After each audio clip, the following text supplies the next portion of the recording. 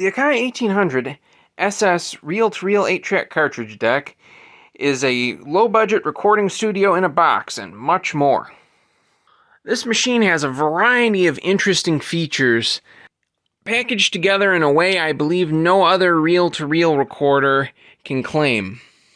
So back in the 1970s, quadraphonic reel-to-reel tape recorders were popular for two applications. Nominally for quadraphonic surround sound audio, which was a new format at the time, but a lot of them found their market not in surround sound enthusiasts, but in amateur recording studios. And if you had a garage band with multiple instruments, and you wanted to have more flexibility in recording and mixing, having 4 channels of recording instead of just the 2 channels that normal stereo tape recorders at the time had, gave you more flexibility in recording, mixing, and editing.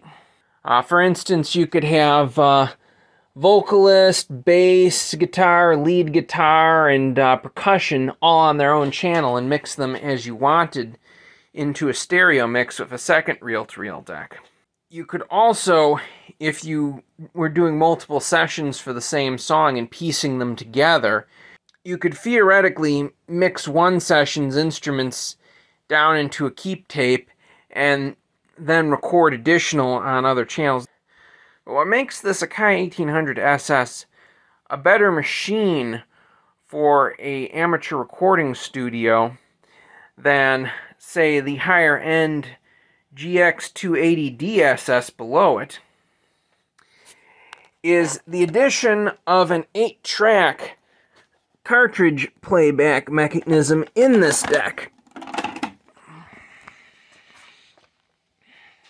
Now, the 8-track mechanism could also record, and in addition to having cartridge and reel playback modes, you also had the TRAS mode. The TRAS mode, when activated, would allow you to dub from reel to 8-track, so you could master an album on reel to reel and then dub out 8 tracks to sell. And what's more, this machine has some interesting features to facilitate that greatly. This deck has the capacity to perform 4 times speed dubbing from reel to 8-track, at least in stereo mode. Let me explain how it would achieve that. So, the reel-to-reel spindle is replaceable with different sizes for different speeds. There's the speed selector switch up here, which is a low-high switch. The low speed is the correct speed for the cartridge. These 2 spindles allow you to get any speed from 1 7/8 inches per second to 15 inches per second, though the equalizer doesn't list it as a setting, presumably because it's not significantly better than the 7.5 inch. So with the large spindle installed and the low cartridge switch on low speed, the cartridge will run at the correct speed, and the machine is set up right now to play 7.5 inch speed tapes. If I were to master a stereo album such that one stereo program is on the front channels of the quadraphonic playback, the front left and right channels, and a second completely different song is on the rear right and left channels, I record the tape to be the duration of 2 8-track programs at 7.5 inches per second. I put it into TRAS mode, hit the TRAS record button, and then toggle this lever till it points to record.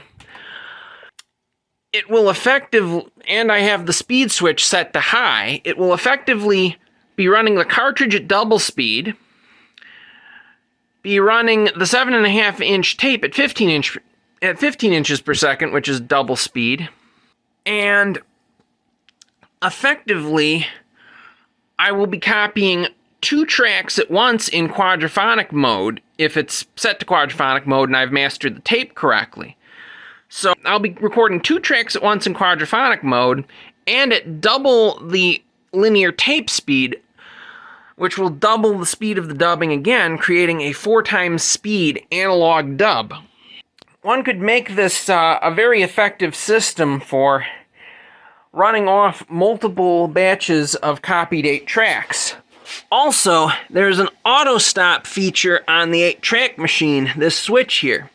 If you toggle it out of continuous play and set it to auto stop, it'll stop on the last track of the 8-track. In quadraphonic mode, it will stop after recording track 1 and track 2 of a quad cartridge, which is an 8-track tape has basically 8 monophonic audio channels.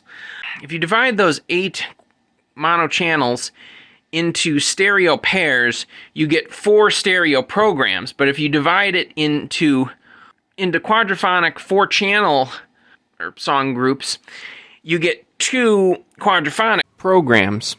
A quadraphonic 8-track tape was formatted such that the quad music program would use programs 1 and 3 of a stereo 8-track tape and 2 and 4 of a stereo 8-track tape. Basically, you could master a stereo 8-track tape as a quad tape where there's a different song on the front and rear channels, and you would effectively be making a stereo tape at double speed. It's a very clever system. Also, the fact that this tape recorder supports 15 inches per second through the pulley and speed selector switch options is very rare for a consumer reel-to-reel deck of this time period. Most decks only supported 3 speeds, 7.5 inches per second, 3 3/4, and 1 7/8. That this could support the professional 15 inches per second is pretty good. But the interesting features and capabilities of this deck don't stop there. This deck tried to be just about everything it could be for its time period in the early 70s. They built in an audio amplifier and speakers into this deck so that if they're turned on, if the speakers are turned on,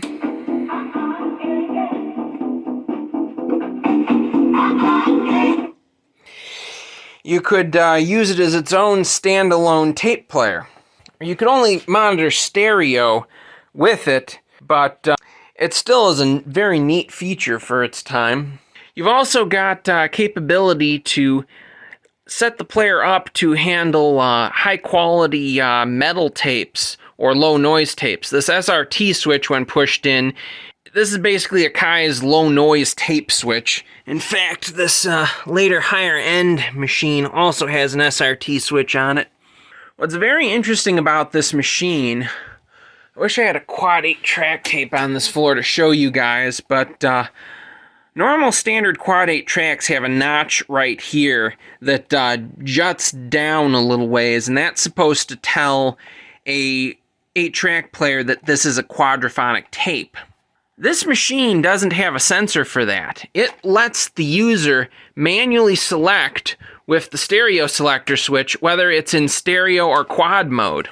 You can actually play back 2 different programs of a stereo 8-track tape at the same time. One program on the front channels, one program on the rear channels, simply by putting a stereo tape into the machine and switching the stereo selector from stereo 2-channel to quadraphonic 4-channel.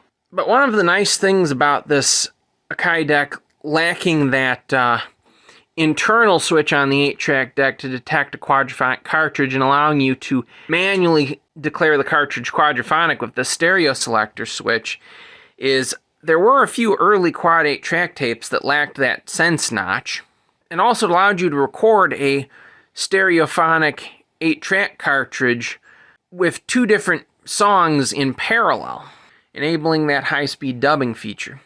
This deck, in my opinion, is a great machine for someone looking to get into 70s-era quadraphonic surround sound audio, because having both quadraphonic reel-to-reel tape and quadraphonic 8-track tape capability means that this deck supports all quadraphonic tape formats that were popular during the 70s. Basically, buying one of these decks, if you're a quad collector, gives you complete tape playback and recording capability.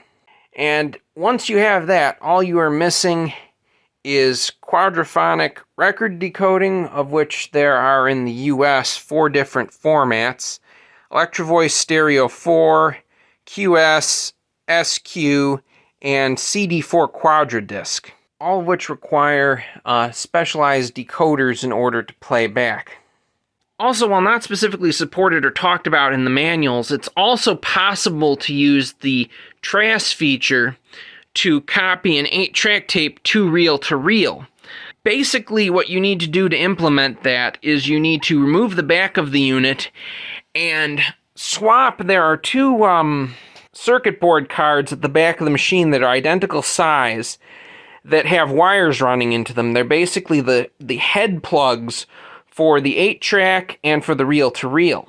And if you swap them, you can essentially reverse the direction of flow between the two units when using the TRAS to dub from one tape format to another.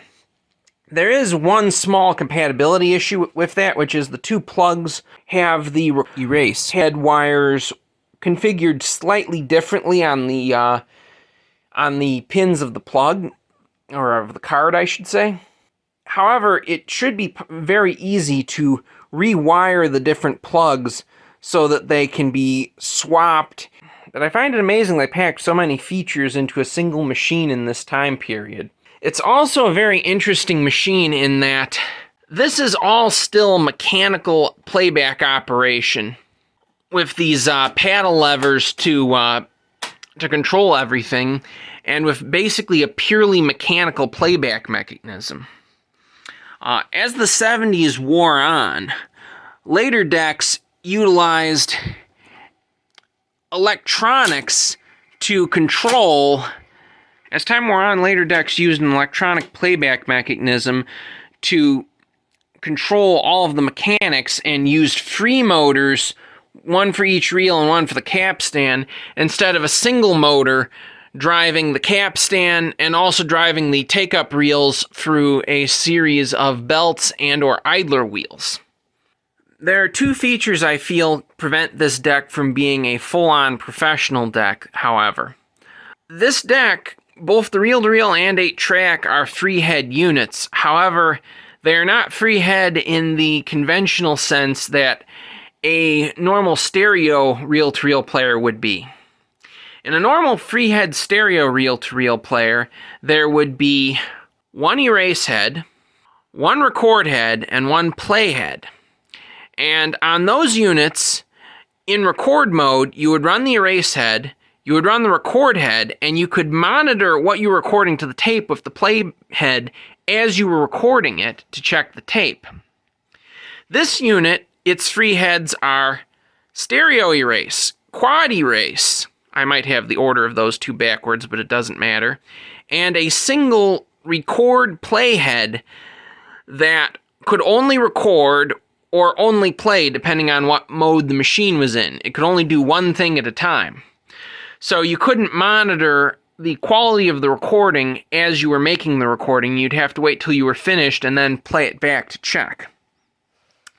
This later high-end unit from Akai has 4 heads. It has stereo erase, quad erase, I may have the order of those two backwards, record and playback, and it can monitor its recordings as it's making them. Another feature I feel makes this Akai 1800 a step below a professional reel-to-reel tape deck of the time is that it only supports 7-inch reel-to-reel tape and not the larger 10-inch spools that many professionals used in that time period. This machine is pretty interesting. I believe it's one of the last machines Akai made with this old school all-mechanical mechanism with dual paddle lever control. Akai made reel-to-reel tape players with this same mechanism going back into the 60s a decent ways. It's interesting that on this quad unit they kept that mechanism and were able to make it do so much.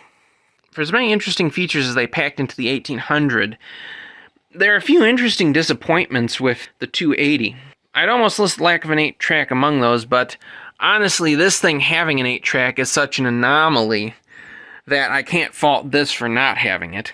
I would say the chief disappointment on this machine is that you can record in the forward direction, but not in the reverse direction.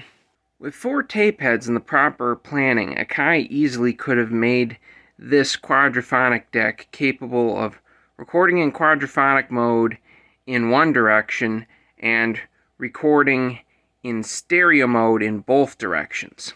Quadraphonic mode can only record in one direction because there's 4 tracks on the tape and each track gets dedicated its own channel. So if you flip the tape over and record on the other side of a quadraphonic tape, you'll just erase everything that was on the first side because there's only one side effectively to one of those tapes.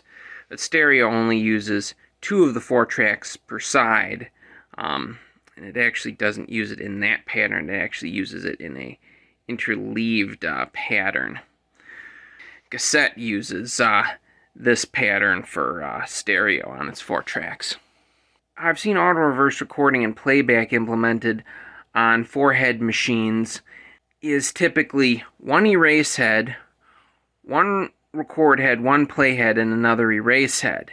Now, oftentimes record and play heads are identical, so you can just have 2 4-channel heads and swap which one is record and which one is play depending upon which direction the tape is moving, so that the tape is always moving from erase, record, play, erase, record, play.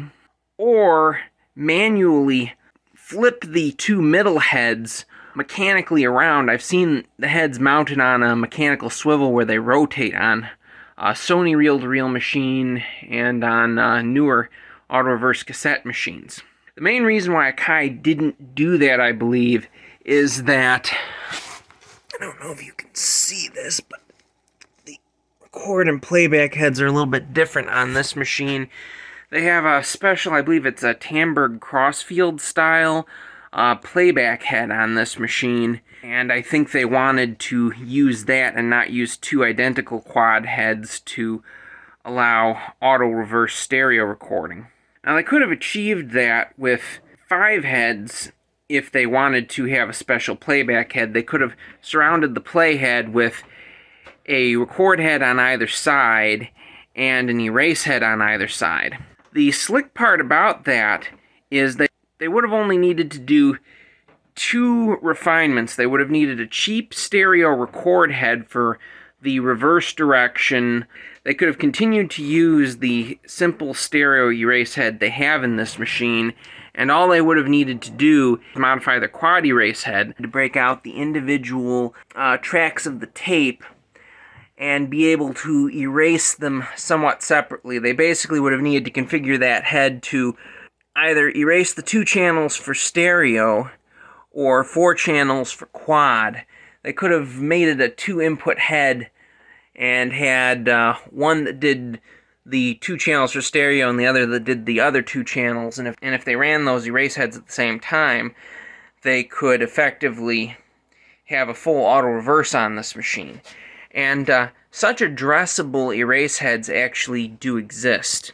This TAC reel-to-reel tape recorder has individual switches to enable and disable erase on each of the 4 tracks of the tape when recording. Switches to enable and disable recording audio to the individual tracks. So basically, on this machine you could manually erase and record over a single mono track of a quadraphonic or stereo tape as you wished to do editing. So they clearly built this unit with an erase head that could individually address each track. If they'd used that style of erase head on the Akai, they could have made that machine a perfect stereo auto reverse deck that also had quadraphonic functionality, and that would have made it a little bit better of an implementation of what it is than what it turned out to be. And they could have made it so that this thing would have auto-reverse recorded and been able to record for double the length in stereo that it normally would have by using both sides of the tape. I'm sure for certain surveillance applications and for making a high-quality recording of a extended radio program, this would have been a very useful feature. Yet they apparently chose not to implement it.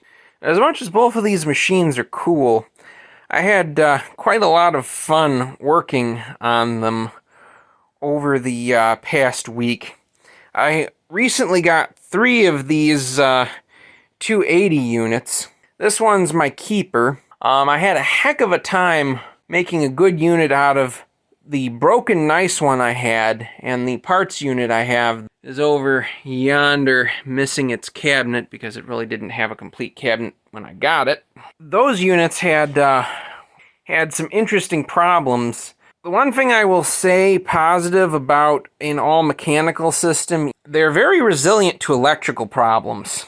My other machine, I essentially blew up the electronic transport control board. I was trying to fix a servo speed issue and do a measurement on the system, and when I grounded the scope to chassis ground, the board exploded because apparently somehow the line voltage in the unit had shorted to chassis through, I think, the connector on the board, and the whole board basically melted down, and it doubled the amount of work I needed to do on that machine to make it function. This machine also had to have maintenance recently. Ever since I've gotten it, I've had problems with the rear channel being intermittent. It took a little bit of learning to figure out how to get into the amplifier board on this that was acting up. It is serviceable, but it's very counterintuitive accessing that. Also, the part that was failing was intermittent and would heal itself at random times. So in the course of trying to troubleshoot it, healing itself at the wrong time gave me red herring troubleshooting responses that made me think other things that weren't bad were bad. So I ended up replacing and testing a whole bunch of things in this unit that I didn't need to test before I finally managed to isolate the exact cause and replace it. There's going to be a repair video on both of these Akais pretty soon. Look out for that. Okay, and it's fixed and right back where it belongs. The Akai 1800 SS. If you like this video, please give it a thumbs up and consider subscribing for more content like this. Thanks for watching. With the large spindle installed and tapes flying everywhere,